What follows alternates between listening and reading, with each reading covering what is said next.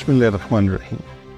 Pin point T V کے ساتھ میں ہوں نوید امان خان۔ ناظرین، پاکستان کی معیشت جس بے حال کو پہنچی ہے اس کی کئی وجوہات ہیں، لیکن جو سب سے بڑی وجہ سامنے آئی وہ ڈالر کی اور پاکستان سے جو جتنی بھی اشیاء خردونوش تھیں ان کی افغانستان اور ایران اسمگلنگ تھی۔ بطور خاص افغانستان میں اسمگلنگ جو ہوئی اس نے پاکستان کی معیشت کو بٹھا دی۔ پچھلے کئی برس سے اسمگلنگ ہو رہی تھی، یہ چاہے اشیاء خردونوش کی ہو یا دوسری آئٹمس کی ہو، خاص طور پہ ڈالر کی۔ یہ کوئی ایک دن میں نہیں ہوئی، اسمگلنگ برسوں سے جاری تھی، اور یہ اسمگلنگ انہی راستوں سے ہو رہی ہے جن راستوں پر بہت ساری پاکستان کی لا انفورسمنٹ ایجنسیز تعینات ہیں اور وہ اپنی ڈیوٹیز دے رہی ہیں، اور بارڈر پہ فینسنگ ہوئی ہوئی ہے۔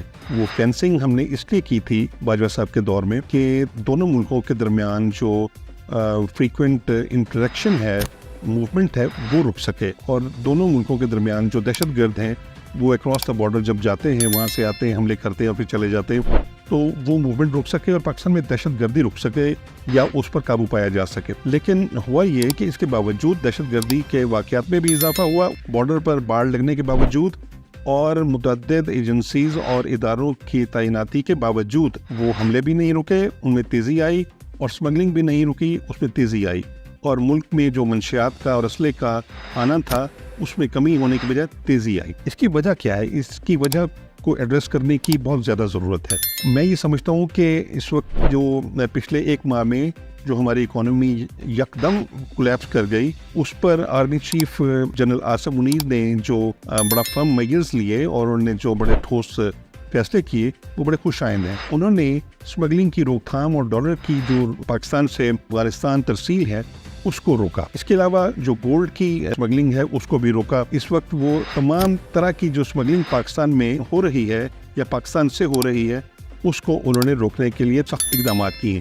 یہ وہ تمام اقدامات ہیں جو کسی بھی جمہوری حکومت کے یا پرائم منسٹر کے ہونے چاہیے تھے، لیکن انہوں نے یہ اقدامات نہیں کیے۔ نہ انٹرم گورنمنٹ کی پرائم منسٹر نے کیے، شہباز شریف صاحب کی گورنمنٹ نے، نہ یہ عمران خان صاحب کی گورنمنٹ نے کیے، نہ اس سے پہلے نواز شریف صاحب اور زرداری صاحب، کسی گورنمنٹ نے نہیں کیے۔ یہ تمام ادوار میں اسمگلنگ ہوتی رہی، وہ ڈالر کی ہو یا وہ اشیاء خردونوش کی ہو، یہ ہوتی رہی، لیکن ان کو روکا کیوں نہ گیا؟ اس کی وجہ یہ تھی کہ وہ تمام سیاستدان، وہ تمام مافیاز اور وہ تمام جو گینگز ہیں اور مختلف اداروں کے جو اہلکار ہیں، ان کا ایک نیکسس ہے۔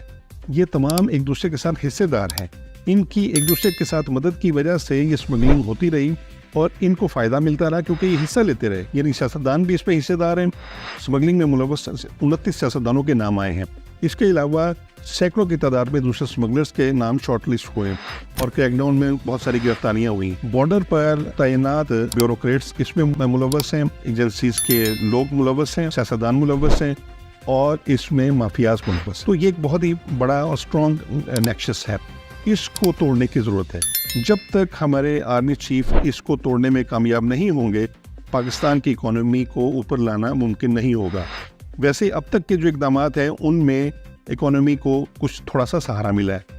روپیہ جو 329 روپے پر چلا گیا تھا وہ 297-98 پہ آ گیا، اور اس وقت صورتحال یہ ہے کہ پاکستان کی تاریخ میں بینک میں ڈالر مہنگا ہے اور اوپن مارکیٹ میں سستا ہے، اور اس وقت فی الحال ڈالر خریدنے کے لیے کوئی شخص تیار نہیں ہے، جبکہ افغانستان میں پچھلے دنوں میں ڈالر کی یہ صورتحال تھی کہ وہاں ڈالر کے ریٹ کے اوپر بولیاں لگتی تھیں۔ دہائیوں سے قائم اسمگلنگ کا جو نیٹ ورک تھا اور جو نظام بنا ہوا تھا اس کی وجہ سے سیاستدان یا مافیاز ہیں انہیں تو یقیناً تکلیف ہوئی ہے، اور ان لوگوں نے اس فیصلے کے خلاف احتجاج بھی شروع کر دیا ہے۔